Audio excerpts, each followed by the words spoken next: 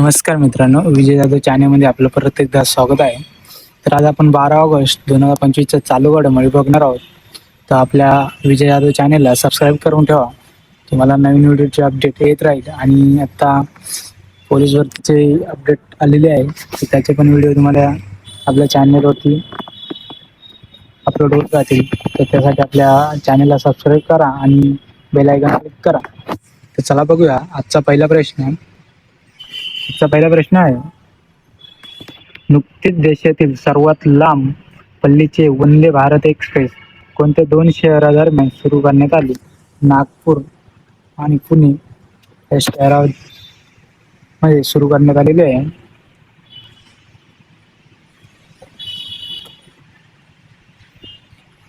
प्रश्न क्रमांक 2, नागपूर वंदे भारत एक्सप्रेस ही किती किमी अंतर कापणारी देशातील सर्वात लांब पल्लीची गाडी आहे? तर 881 किलोमीटर कापणारी पल्लीची गाडी आहे. प्रश्न क्रमांक 3, अलीकडेच भारतीय रेल्वेने आशियातील सर्वात लांब मालवाहन ट्रेनची यशस्वी चाचणी घेतली आहे. तर त्या ट्रेनचे नाव काय आहे? तर रुद्राष्ट्र हे त्या ट्रेनचे नाव आहे, रुद्राष्ट्र. प्रश्न क्रमांक 4, भारतातील टॉप 10 सर्वात सुरक्षित शहरांच्या यादीत कोणते शहर पहिल्या स्थानावर आहे? तर मंगळुरू हे पहिल्या स्थानावरती आहे.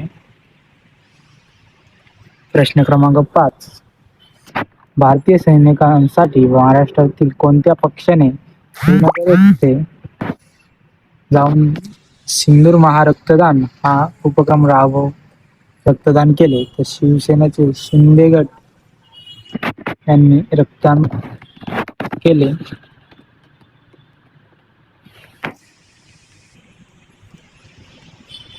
प्रश्न क्रमांक 6, आंतरराष्ट्रीय युवा दिवस कधी साजरा करण्यात येत असतो? तर 12 ऑगस्ट रोजी साजरा करण्यात येत असतो.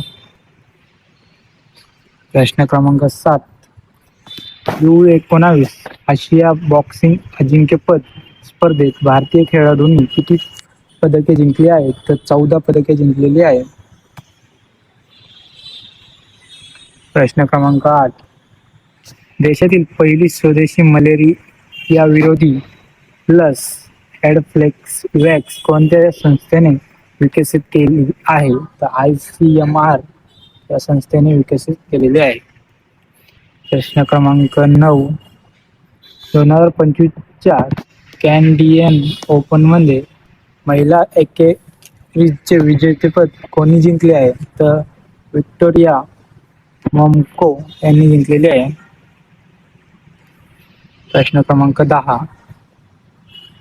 MS Swaminathan the man who फेड इंडिया हे पुस्तक कोणी लिहिले आहे? तर प्रियवंदा जयकुमार यांनी लिहिलेले आहे.